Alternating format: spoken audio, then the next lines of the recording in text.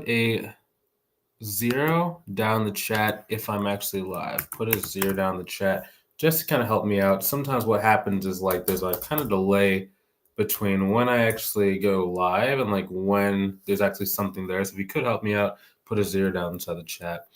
I'm starting to see a couple of zeros, so let's get started. Let's go and attack. So, how mentorship student was able to go and add 3 clients this week? So, one client was for $500 a month, another one was for $800 a month, and another one was for $900 a month, respectively. Now, I'm going to focus a little bit today on the marketing. I'm going to try and keep this video under about 15 minutes, maybe like 20 minutes max, just in case we have like some questions and just different things that are just kind of showing up. So let's kind of see. Boom, boom, boom, boom. I want to make sure that our YouTube is going live. Last week I was going live and I had the sound off somehow. So I'm going to like really make sure that doesn't happen again. So let's go and attack this thing today. So in order to start getting multiple clients in a week, you're generally not going to do that by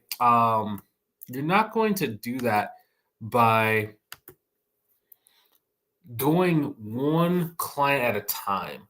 So what most people do is like, and this is something I did when I was first getting started, I would go to like networking events, or I would do like cold calling, or I would even do things like driving to local businesses. Like I would go to like jewelry stores and just like literally sit outside like, hey, do you need some accounting help? Hey, do you want some bookkeeping help? Like, this is what I do. This is my price points. There's something you can help me out with. And you're always chasing one at a time. So you might get one, but then you have to go and onboard that client. Then you might get a second. You have to go onboard the client. It's always like you're always kind of on this hamster wheel. Versus what I know nowadays, and this is one of the big secrets we do inside of our mentorship program. Also, if you want some help growing your business, like maybe you've been trying to reach your goals, just not quite going the way that you want, go ahead and click the link inside the description, either above or below the video, to book a call with myself to see if I can help you inside of our mentorship program. But that's what we were saying. So the way that you can kind of get off the hamster wheel is by learning how to start creating partnerships with individuals that can send you really, really quality clients. Now, the reason why it's important is because you can get multiple clients at one time. You can meet with one partner or one referral or one influencer, and then all of a sudden you have like 2, 3, 5, 7, 9 clients sent to you over the span of like 6 months to a year. And it just makes it so you can really conserve on your time. Now, when we first started the business, the first question I'd probably ask myself if it comes to marketing is, am I going to be hyper local or am I going to be virtual? Now, just because we're hyper local does not mean you have to go like to in-person networking events if you don't want to. If you want to, okay, cool. That's not bad, right? But if you don't have the time for it because maybe you're working a full-time job, then oftentimes you can be local, but you have to be like virtual while being local. Now, this is also going to be determined on like, where do you live? There are going to be some places where even if you had all the time in the world, it just wouldn't be very good for getting clients. Like generally it's going to be like more rural areas or places where maybe you're around like a location where there's not a lot of super affluent business owners near you, right? So it just kind of depends on where you live and how much time you have. That's really going to determine what you should end up doing. Right, because not every single location is equal. So, for example, one of our students' name is John. He was sitting in church one day. He turns to his left because, like, usually when you're at church, like the pastor's like, turn the person on your right, turn the person on your left, give him a nice warm welcome. When he turned the person on his left, it was the owner of Intuit was sitting right next to him in church service. Right, that's a very, very, very large company. I, for one, know I did not have that in my local churches when I was first starting my business. Like most people didn't even have a business. Or if they did, it was like a very, very small like mom and pop shop, maybe like a dentist's office. So that didn't really work for me to kind of go inside of my local area or my like just immediate network to go and get clients, right? So I don't know, maybe for you it might work. More than likely it's not if you're watching a video like this. So it's just like you have to start learning how to go and get new sources of traffic that can end up wanting to like work with you and wanting to help you. Give me 1 second. Gotta adjust the camera because it's a little bit low in my side. Cool. So next thing, okay, I'm going to be looking for influence. So what is influence? Influence is person, an object, an event, an occurrence, a platform where other people are already on it that are interested or are willing to be interested in the service that I offer. So in a lot of cases, what most people think is like, they think that as soon as they start getting clients, they're going to get like 5, 6, 7, 8, 9, 10 clients because one client's going to refer another client, going to refer another client, going to refer another client. Now, that does happen, but that is not the norm. I was talking to this one lady. and she was saying that she had like a client that paid her $75 a month who referred her a $10,000 a month client, who then referred another client, then referred another client, then referred another client. Versus I know other people who have been in business for 10 years and have never gotten a single referral from any of their clients. It just really depends. The one challenge that comes to like with this business model is that everything works, but not everything works for every single person. For example, I have people in my program that only use social media to get clients. Like they only use LinkedIn. I have people where they only use Facebook who get clients. I have some people that never use social media but only get clients through referrals. And it's not that LinkedIn doesn't work or Facebook doesn't work or referrals don't work. It's just which one is going to work for you. And once you find the thing that works for you, you have to go through that as hard as you possibly can to make sure that you maximize the opportunity that you have sitting in front of you at all times. Oh, cool. I see Dana. Hey, Dana. Good to see you, man. Good to see you. It's been a little while since we last spoke, but awesome. Good to see you. Dana said #live. He's watched it on Facebook. Awesome. So, cool. So when we're talking about influence, now, if you notice, I said that influence does not have to just be a person. Okay. Influence can be objects. They can be platforms. So for example, YouTube, that is an influencer for me, for my business, for my mentorship business. I get a lot of clients from that, right? Another thing could be like the gym. Okay. The gym was a great place for me because all the personal trainers in the gym would know who I was and they would send business owners to talk to me. Another place could be like different like societies, right? I'm not really a part of like any like major societies. Like I never did like fraternity when I was in college. I guess you can consider like I do a lot of stuff like the dancing communities in like different states and stuff. Like I guess that can be considered a society because I've gotten some clients from there. So just like different places around, but it doesn't have to just be a person, right? A lot of people, whenever I talk about like influence, they say, "Oh, all I can do is like go to CPA firms." Like you can go to CPA firms, but in a lot of cases, like they're either over inundated by different people reaching out to them, or they just don't have a lot of work that they would give to you, right? So it just kind of depends on you and kind of like where you're there. So the first thing I would do is I would look at like all different places you've been through in your life or places that are close by you that have access to business owners. And then I would start writing those down on a list. Those are going to be where you're going to start going after clients and seeing if you could get some sort of either referral or some sort of introduction to business owners from those locations that you're already a part of. That is going to be super, super, super fast. Like this lady, the 3 clients she got, it wasn't like she's been sitting there like waiting for 3 months, 6 months to a year of following up with these people. She met them literally last week, and within about 7 days, they'd already been on the calendar, they'd already signed up with her. So it doesn't have to take a long time. It's just you have to understand like where is that leverage point and where are the people that are going to start sending the clients to you. When you can do that on a very consistent basis, then it does make it very easy to grow your business, and it just makes things a lot smoother. Now, another reason why I like influence instead of client referrals is because with the client referrals, you're just really hoping that the clients will refer you clients. And in a lot of cases, if you're too aggressive with that, you can kind of like really burn out your client list and they won't want to talk to you. They won't want to do as much with you. And it kind of lowers the amount of time they'll actually stay with you because all I think of is you're just using them for just like referrals and relationships, right? However, with influence, the relationship is started on the fact that you're only really creating this relationship because they want to refer clients to you. Like I have a student mentorship program. He's a little bit newer. And he said, Bryce, well, how do I tap into influential partners without them feeling like all I want from them is just referrals? Like, well, why else are you communicating with them? Well, I want referrals. Okay. So let them know that up front. Because if they don't want to, if they're not open to sending referrals, if they're not open to be like partners, they're not open to working with you, what's the point in like just developing a friendship, just to have a friendship?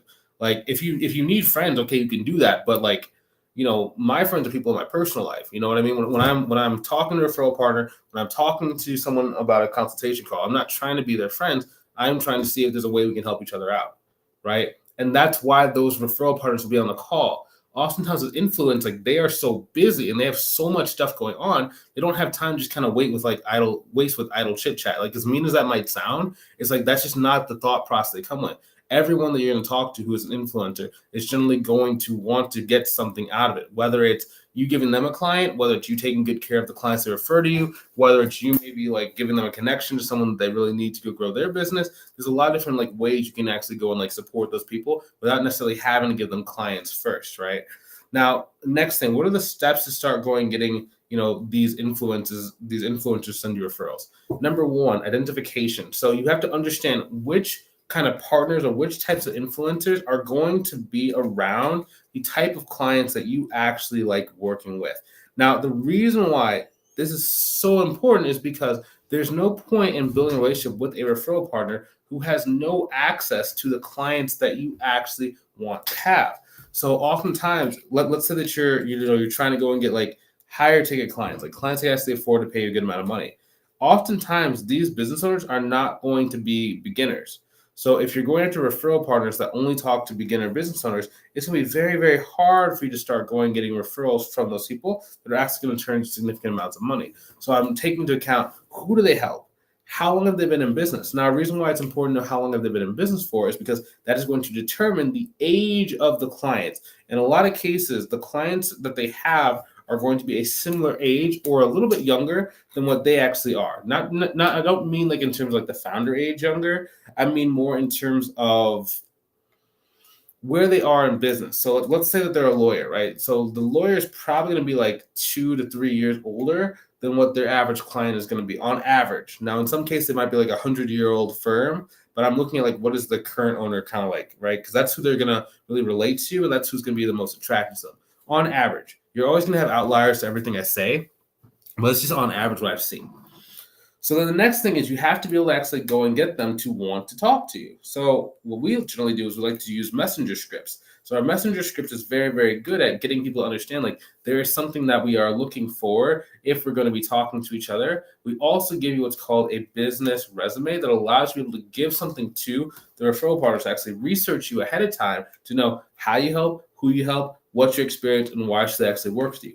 That leads the way towards everything because now they respect you and they get on the phone with you and they feel you can actually help out the people they're going to refer to you. So therefore, they want to refer more people. If they don't trust you, they don't like you, they don't think that you can actually help them out, they're generally not going to actually like send anything to you. It's very, very tough to get that to happen. So you have to make sure we're earning their respect from the start. Next thing is on the actual call itself. You have to understand how to communicate value and communicate things that are like in their best interest. Like, always communicate how the other person's clients are going to get benefited, not that you want to get a certain amount of gain, right? We all know that you're going to get a gain out of working with their clients. We understand that. But what do their clients get out of working with you? What does the referral partner get out of sending clients to you? It doesn't always have to be money. Sometimes it can just be quality service. Sometimes it's going to be like you care. Sometimes it's going to be that you can do a certain skill set that other people don't have. We need to be able to communicate that very clearly. After that, at the end of the call, you need to be able to understand how many clients do they potentially have to send you and like what is the time frame with which they're looking to send the clients to you. Now, once you understand how to do that, it's all about speeding up that time frame. So let's say that someone says, oh, I can send you maybe like one client every like 3 months. Okay, well, there's an objection handling path. You have to take the person down in order to get them to understand why they should be sending you leads a lot sooner than that so you can start getting clients more quickly and more consistently. It just makes just very, very logical sense and just makes it easier for you to start getting clients. Like, for example, like we talked about, that was under a week that the partner that she talked to sent her the leads, right? Now, it's like if this had been like a regular person and this student did not have those skill sets that she has because, we talked to her about how to do the consultation calls, it probably would have taken 1 month, 2 months, 3 months when the person got around to it. Versus, okay, I know I need to get this done. I know I need to send some referrals to you. Let me get on my contact list. Let me see exactly who I can send to you. Right? When you have that ability, that skill set, then growing your business does become a lot more efficient because people actually want to help you. They see exactly what's at stake if they don't help you, and they see every single thing their clients could gain when they do work with you.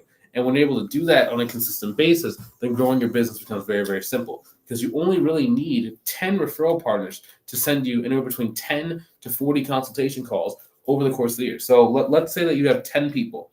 If each one of them sends you 1 to 4 consultation calls over the course of the next year, that means if you do 10 times 1, so they each send you 1, that's 10 consultation calls. If they each send you 4 times 10 is 40. So you're going to get between 10 to 40 consultation calls per year. Now, the one thing about these calls is that they generally will close at a very, very, very, very high percentage, extremely high. It's because it's a one referral, people already know, and they waited until they made up their mind to buy from me before they actually called. So it's pretty much a done deal if you kind of meet the things that they're looking for and there are no red flags of the decision. Okay. So that's how she did it. She understood who were the referral partners. She understood who were the leverage. She was able to communicate her value. She was able to go and see when the person could send the leads to her. She condensed the time in that conversation, and the person confirmed and committed to actually sending her leads sooner. Then she got 3 leads. All 3 of them signed up with her. I think she has like a 4th and a 5th one for next week. So we're going to have fingers crossed. Let's see if she can go 5 out of 5. But for the time being, she's 3 out of 3 that she's taken. Okay, so those are the steps. Doesn't have to be very hard. You just need to know exactly what you need to do. Now, maybe you've been trying to grow your business, but you just don't have a good roadmap. You don't know all the stuff that is causing you not to work. And you think that if you had a proven roadmap that would let you go and see around corners that you can't see around, if it would give you the steps to be able to grow your business without having to worry about people, making mistakes, go ahead and click the link inside the description, either above or below the video, to book a call with myself to see if I can help you inside of our mentorship program. Okay. If that's you, I'd love to see you on the call. If you're not quite ready, it's A-okay too. Now, a reason why the call is so important is because, number one, we're going to be talking about what are the different things that are actually holding you back. A lot of people think that XYZ is holding them back when it's really ABC. And if you're thinking XYZ is holding you back, you're going to start doing countermeasures against XYZ, and it's going to be very ineffective because it wasn't really XYZ that was slowing you down. It was ABC. So instead, we talk about what is the ABC in your life? What is the thing that is stopping you that you cannot actually see or that you do not understand is stopping you? And how do you remove that from you as fast as possible? Because once we do that, then growing your business is very simple. Then we just give you a bunch of different scripts and templates, and then we make it very easy for you to go and grow your business. So if you want to see if our mentorship program can help you out, if you want to see if we can help you go and reach your goals, go ahead and click the link inside the description above or below the video. Book the call. Let's see you on the call. Let's see if we can help you out, okay? I'll talk to you soon. Have a great rest of your day.